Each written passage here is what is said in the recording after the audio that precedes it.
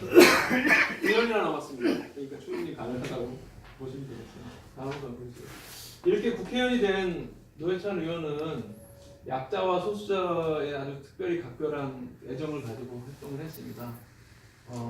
7년 동안 1029건의 법안을 냈는데 이거는 본인의 이름으로만 낸 건 아니고 다른 분이 대표 발의하면 거기에 동의한다 해서 한 것까지 포함되는 거고요. 본인의 이름으로 이것이 노회찬이 대표적으로 발의한 법안이다 라고 하는 거는 호주제 폐지 법안이고 실제 호주제는 그 이후에 위헌을 거쳐서 지금은 없어진 법안이 됐습니다. 그리고 매년 3월 8일 여성의 날에 여성 당직자, 기자, 그리고 이제 국회 청소노동 하시는 분들, 그리고 여성 국회의원들에게도 꽃과 메시지를 전달했습니다. 그래서 여러분이 박영선 의원 그 페이스북을 보신 분은 혹시 아시겠지만 그 추모제 갔다가 오면서 아 맞다. 내가 매년 3월 8일 날 누군가한테서 꽃을 받았는데 그게 노회찬 의원이라는 것을 지금 다시 떠오르게 되었다 이러면서 이렇게 무심하게 살 수 있나 이렇게 한 그 내용이 나오죠. 그리고 장애인 차별금지법 2005년, 그리고 2008년에는 장애인뿐만 아니라 성소수자나 모든 부분의 차별을 금지하는 차별금지법을 제출을 하고 정예의제헌법을 제안합니다. 마지막 노동 관련 발의 법안은 고령 노동자 보호에 관한 법률인데요. 이거는 연세가 많이 드신 노동자분들은 기본적으로 취업을 할 때 취업이 잘 안 될 수 있지 않습니까? 그러니까는 몸이 안 좋으신 데가 있어요. 그래도 잘 그 얘기는 안 합니다. 그냥 이렇게 괜찮아요 이렇게 취업을 하죠. 그런데 그러다 보니까 산재가 굉장히 많아요. 그래서 고령 노동자를 취업시켰을 경우에는 이분들에 대해서 그 사용자가 항상 어떤 건강 상태를 체크하고 그러면서 산재를 미연에 방지하는 그런 것들을 책임을 지어주게 하는 그러한 법률을 발의했고요. 하지만 기득권과 특권층에는 단호했죠. 삼성 엑스파일은 한국을 지배하는 이제 3개 집단하고 투쟁을 한 아주 전무후무한 사건인데 하나는 삼성, 하나는 검찰, 그리고 하나는 당시 언론의 정점 중에 하나였던 중앙입니다. 어떤 국회의원도 평생을 가면서 이 세 개 중에 하나하고도 싸움을 하려고 생각하지는 않아요. 이 세 개 중에 하나에 찍히면 그냥 끝나는 걸 수도 있으니까. 하지만 세 가지를 한꺼번에 싸웠던 정치인이 앞으로 나올 수 있을까? 한꺼번에 그런 그 정치인이었죠. 사실은 누구는 이때부터 노회찬의 비극은 예정돼 있었던 거다. 이렇게 얘기하는 사람도 있을 정도로 좀 강경하게 맞섰던 이런 아까 학교에서 맞으면서도 올바른 소리 했던 그 정신이 있었던 거죠. 그 다음에 국회 특수활동비 폐지 법안을 관철시켰죠. 이 국회 특활비 폐지가 되면서 청와대나 국정원, 법원, 검찰 이런 데서도 이제 특수활동비 달라고 잘 얘기를 못하는 상황이 됐습니다. 그만큼 사회를 깨끗하게 바꾸는데 기여를 하시고 마지막 돌아가셨죠. 노회찬의 마지막 목표는 저거였습니다. 민심 그대로의 선거법 쟁취였고 우리나라 이건 대부분 아시기 때문에 짧게 할게요. 우리나라는 이제 이 피닉제라고 불사조 이제 줄여서 피닉제라고 하잖아요. 27%로 해가지고 당선이 됐던 불사조 인재가 있고요. 부산에서 이게 2000몇 년인가 새누리당이 후보자가 얻은 표가 45%인데 의석은 90%를 가져갔습니다. 새누리당을 찍지 않은 55%는 10%밖에 대변받지 못하는 그런 괴리가 있었고요. 그거는 호남 쪽도 정도는 좀 차이가 있지만 마찬가지 경우가 꽤 많이 나오는 거죠. 그래서 이 소선거부제는 여하튼 사표가 많이 발생하기 때문에 정치 관심을 굉장히 떨어뜨립니다. 그래서 낮은 투표율과 정치 혐오, 이들이 하는 일이 다 그렇지 뭐 이런 식으로 귀결이 된다는 거죠. 그래서 어떻게 바꾸고자 하느냐. 다섯 번째 우리가 만들고자 하는 것은 국민을 닮은 권력을 만들자 해서 복지국가들의 대부분이 이 정당 지지율이 국회 의석하고 반영이 되는 연동형 비례대표를 실시하는데 하버드 대학교에 좀 유명한 그 경제학자 두 명이 있습니다. 좀 보수적인 학자들입니다. 그 사람들의 관심사는 다양해가지고 2013년에 그 책을 한 권 내는데 원 제목은 Fighting Poverty in the U.S. and Europe이라고 해서 유럽과 미국에서 어떻게 가난에 맞서서 싸웁니다. 그러니까 복지국가를 어떻게 만들었는가. 미국하고 유럽의 차이를 보여주는데 유럽은 상대적으로 복지국가를 완성을 했고 미국은 좀 다른 길을 걸었다. 그러면 미국과 유럽의 이제 가장 큰 차이가 뭔가 이렇게 굉장히 많이 분석을 합니다. 뭐 이렇게 한 10개 정도 변수를 두고 아주 경제학적 방법론으로 그 사람들이 분석을 하는데 이 사람들이 약간 보수적인 경제학자라는 거를 유념하셔야 되는데 그 사람들이 그 글에서 내린 결론이 있어요. 자기들이 조사를 해보니 두 가지 요소가 결정적이었던 것 같다. 하나는 유럽이 미국보다 인종적으로 단일하다. 인종적으로 단일하기 때문에 어떤 가난한 사람이 있고 어려운 사람이 있는 것에 대해서 체감하는 비율이 더 높은 것 같다. 그 사람을 도와주는 것이 나한테 큰 문제가 되지 않는다. 그 세금을 더 낼 의향이 있다거나 이런 것을 보여준 것 같다. 그래서 가장 높은 상관관계를 보인다고 합니다. 한 0.6 정도의 상관관계에서 꽤 높은 거라고 합니다. 두 번째는 복지국가를 만든 국가들의 특징은 이 비례대표제가 주된 선거제도다. 즉 연동형 비례대표제가 핵심적으로 자리 잡고 있다. 이거는 상관관계가 한 0.5 정도 되는 건데 이것도 꽤 높은 그런 겁니다. 그래서 국민들이 정치에 대해서 더 많은 관심을 가질 수 있는 비례대표제가 활성화되어 있기 때문에 미국은 굳이 따지자면 굉장히 투표율이 낮은 편이거든요. 자기가 선거인 등록도 해야 되고 막 이런 거라서 미국은 양당제이기 때문에 어떤 개혁이 확 치고 나가는 개혁이 불가능하고 공화당이든 민주당이든 가장 중요한 건 그 중간층을 어떻게든 잡고자 하는 노력을 하기 때문에 그 정책이 거기서 거기라는 거예요. 항상. 마치 우리 지금 우리나라 지금 민주당하고 한국당 보면은 막 여러 가지 이유로 싸우는 것 같지만 실제로 무슨 사회 정책이나 뭐 노동자와 관련한 정책으로 하면 수렴되는 경우가 많잖아요. 이번에 탄력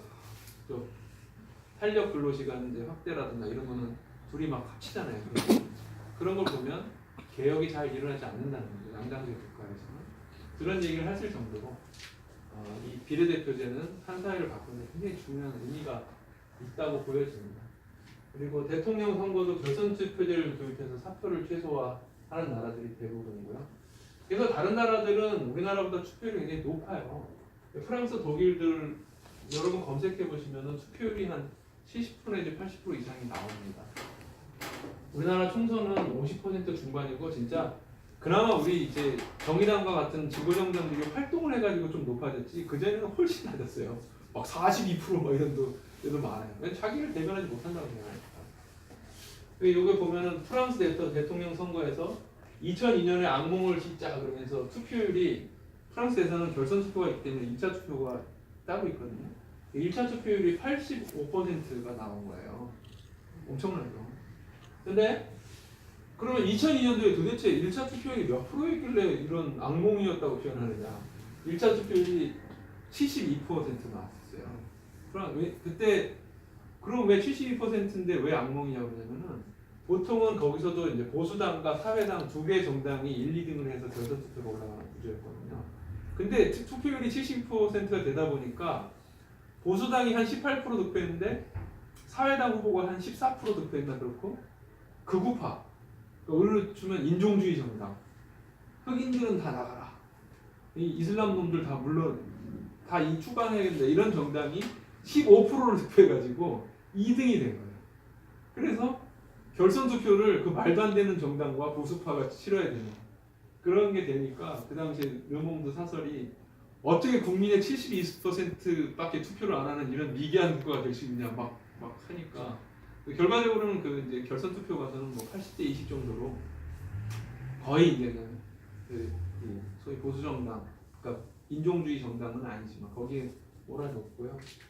그래서 저 나라는 70%대의 투표율도 낮은 투표예요. 그러니까 국민들이 정치에 대한 그 많은 기대를 할 수 있는 시대가 돼 있다라고 말씀드리겠습니다. 이제 저의 마지막 얘기입니다. 한 시간 정도 했네요. 근데 처음에 질문 제가 기억하시죠? 왜 이렇게 수많은 사람들이 노회찬을 추모하러 왔을까? 라고 하는 그런 얘기를 저의 해석을 좀 말씀드리면 이제 우리가 꿈꾸는 나라는 노회찬과 같은 정치인이 많아지는 나라고 노회찬은 시민들에게는 어떤 의미에서 촌철살인, 위트, 2004년 판가리 노회찬 어로 그 다음에 뉴스공장에서도 뭐 한국당 의원들 어땠습니까? 김어준이 물어보니까 F킬러 앞에 모기 신세였죠. 막 이렇게 통쾌한 것을 전해주는 정치인이었다고 기억을 하지만 실제로 그 자리에 왔었던 시민들에게는 노회찬은 일생을 좀 한결같이 살아온 사람, 그리고 그 가난한 자와 약자를 위해서 헌신하고 자기를 희생했던 그러한 정치인으로서 기억을 하면서 온 겁니다. 근데 이게 굳이 따지자면은 원래부터 노회찬이라는 정치인, 진보 정치인이 그런 길을 걸어왔다고 생각한 게 아니라 그분이 돌아가시면서 꽤 많은 분들이, 꽤 많은 사람들이 본 거예요. 아, 노회찬은 누구인가라고 하는 걸 쭉 보면서 아, 그렇구나. 내가 그냥 노회찬 의원을 보면서 그냥 그 즐거워했고 통쾌했고 했지만 실제로 이 사람이 걸어온 길은 고난과 이런 것에 자기 희생과 헌신의 연속이구나 라고 그 깨닫게 된 거예요.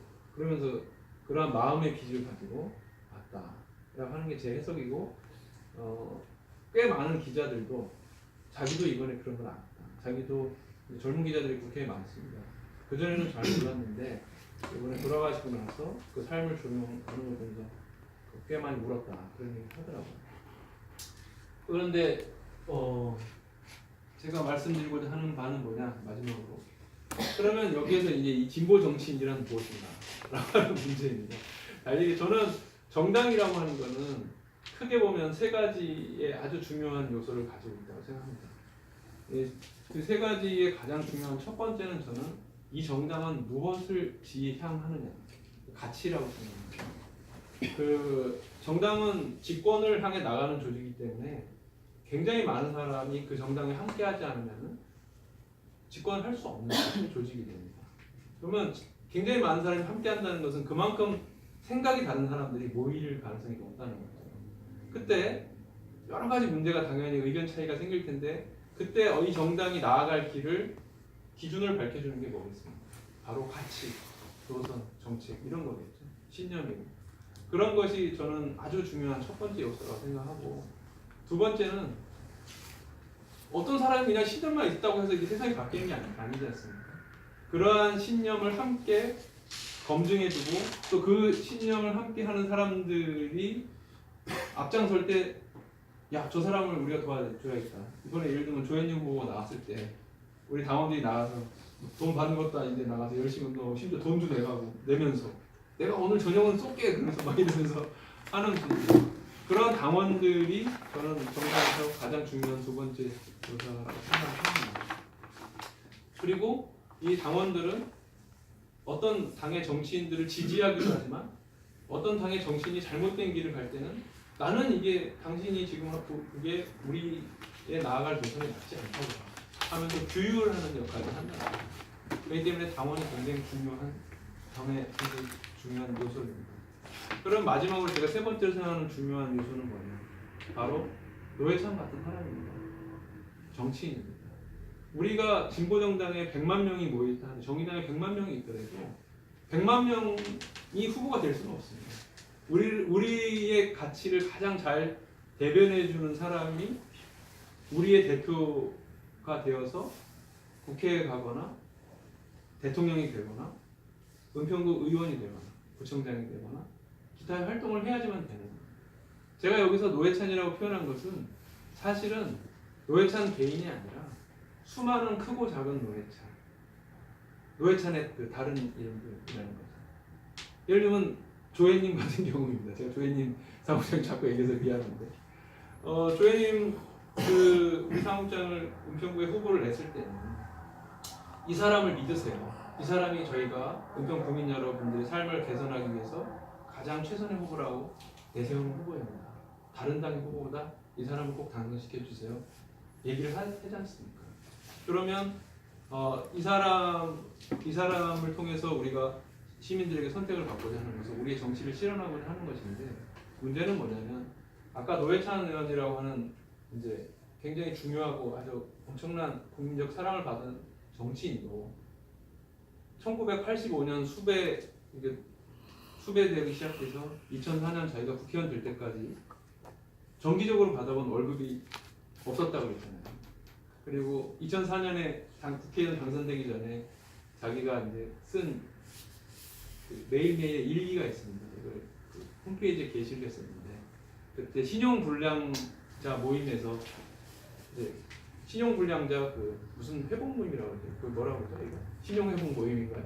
거기서 이 요건을 좀 완화시켜 달라고 민노당 당시 민주노동이라는 선거대책본부장이었던 노회찬 의원을 노회찬 당시 선거대책본부장을 찾아와서 얘기를 하는데 그 일기의 맨 마지막에 그런 내용이 나옵니다. 같은 신용불량자로서 정말 공감이 가는 내용이었다 이렇게 나오니까 한 달 후에 국회의원이 될 사람이 당시 이제 신용불량 상태에 있었다는 거. 그리고 그만큼 삶이 어려웠다는 것이고 결국 그것이 저는 나중에 국회의원이 아니던 시절에 뭐랄까 드루킹 같은 사람이 접근을 하기 쉽게 되는 그런 안타까운 상황을 만들어냈다고 생각합니다.